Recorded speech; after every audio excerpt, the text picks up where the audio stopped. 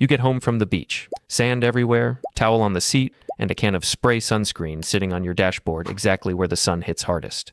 You forget about it. Hours later, that can is not sunscreen anymore. It is a pressurized cylinder heating toward its breaking point. So how does leaving sunscreen spray in your car kill you?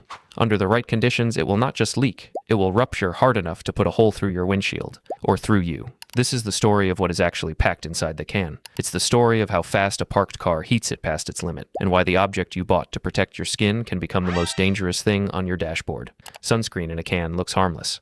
It's the same lotion you'd rub on by the pool, just pushed through a nozzle instead of your hand. But the reason it can be sprayed at all is the part that turns dangerous. Almost nobody thinks about it before tossing the can on the dash. It isn't the sunscreen itself, it's the mechanism packed in behind it, the part that turns a beach essential into something closer to a small pressure vessel. Before we get into the mechanics, let's clear up something the title is quietly exaggerating. Most cans of sunscreen left in a hot car do not go off like a movie fireball. No flash, no boom, nothing dramatic. They just sit there, get warm, and eventually get thrown out. That's the honest version. But when it does go wrong, it isn't a small pop either. It's closer to a soda can turned into a pipe bomb. Metal casing, sudden release, a projectile moving fast enough to shatter tempered glass. Rare does not mean safe. It means most people are gambling and don't know it. Here's what's actually inside that yellow can. It's not just sunscreen, it's sunscreen mixed with a liquefied gas, usually propane, butane, or a related propellant. That gas gets squeezed into the can under high pressure, press the nozzle, and the pressure forces it out as a fine mist. A typical can holds somewhere between 30 and 70 pounds of pressure per square inch at room temperature. That's roughly what you'd find in a fully inflated car tire, except sealed inside a shell built to be light, not heavy duty. It doesn't matter whether the can is a big name brand or a bargain one either. Every propellant-based aerosol plays by the same rules once the temperature climbs. The can itself is thin aluminum, strong enough to hold that pressure at room temperature, and not much more. Room temperature is the operative phrase. Every aerosol can you own, hairspray, dry shampoo, sunscreen, carries a warning stamped somewhere on the label. Do not expose to temperatures above 120 degrees. Sunscreen's own warning label says the exact thing sunscreen is supposed to protect you from could be the thing that kills you. Almost nobody reads it. Almost everybody breaks it all summer without knowing. A parked car does not need a heat wave to hit that number. Fire crews in Portland have put an actual figure on it. At 90 degrees outside, the inside of a closed car can climb past 140 degrees in under 30 minutes. The windshield acts like a lens. The sealed cabin acts like a greenhouse. Heat comes in easily and has nowhere to leave. Dark dashboard plastic absorbs even more of that heat than the seats around it. The exact spot where people rest a can is often the hottest surface in the whole car.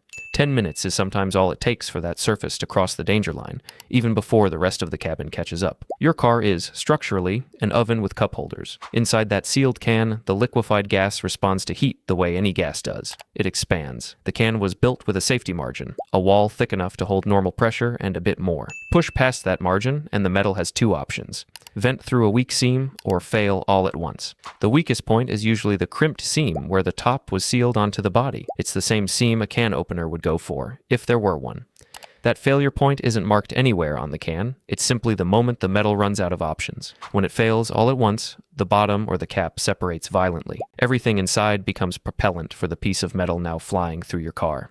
This is where the title pays off. The can on your dashboard is no longer a container, it is a pressurized bomb with a countdown set by the sun. And you have no idea it is ticking. That countdown does not care whether you are inside the car when it finishes. It does not care if the can is facing the windshield, the seat, or your own hand reaching for it. Whatever direction the failure points is the direction the metal goes, and nobody chooses that direction in advance. This is not a controlled release, like a fire extinguisher letting go on purpose.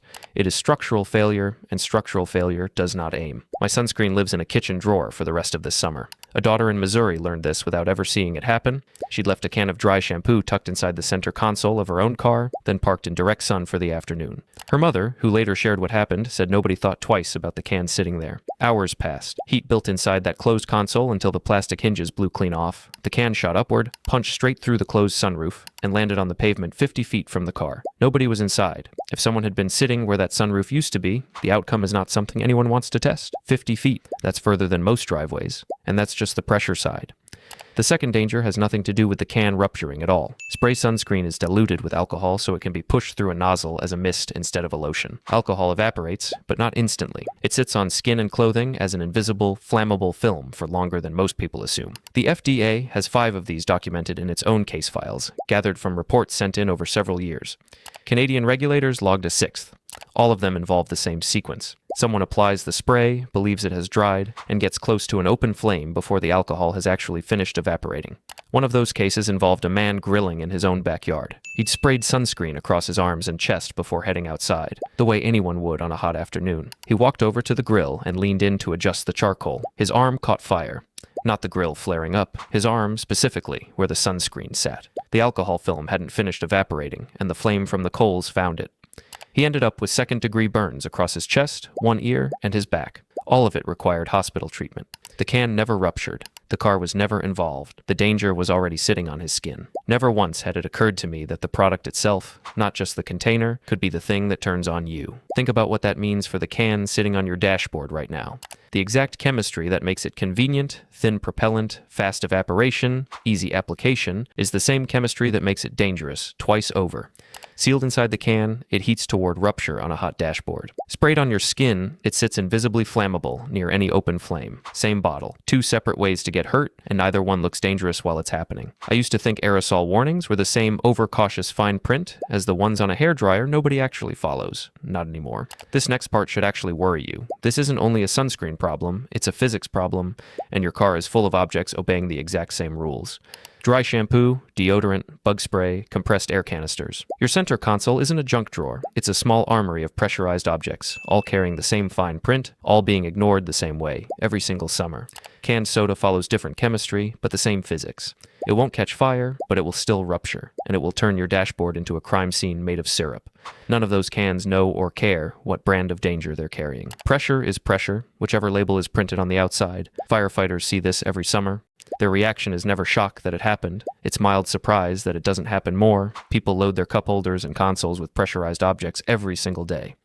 Almost nobody thinks about what a locked, sun-baked windshield does to the air sitting behind it. The mechanism is always the same, whichever can it happens to be. Heat builds faster than most people believe possible. Pressure climbs past a threshold built for a mild indoor shelf, not a sealed metal box parked in direct sun. The can has exactly two outcomes available to it: vent or fail. It does not ask your permission before choosing either one. None of this requires a heat wave. None of this requires forgetting the can for days. An afternoon is enough. A dashboard is enough. And the object sitting there is one you probably assumed was harmless, because you bought it specifically to protect yourself. Run the full chain back in order. A can built to hold pressure at room temperature gets left somewhere that is never room temperature. The windshield traps heat like a greenhouse. The trapped heat pushes the gas inside past its engineered limit. The can vents, or it fails, and failing means a piece of metal moving fast enough to put a hole through glass. Layered on top of that, the spray itself carries a second, entirely separate fire risk the moment it touches skin near any flame. Next time you get back from the beach and the cup holder is already full, you toss that can onto the dashboard. Remember what you're actually leaving behind. Not sunscreen. A sealed, pressurized object counting down in the heat, in the one place in your life built specifically to make that countdown faster. Thanks for watching. Every study and source used in this video is linked in the description.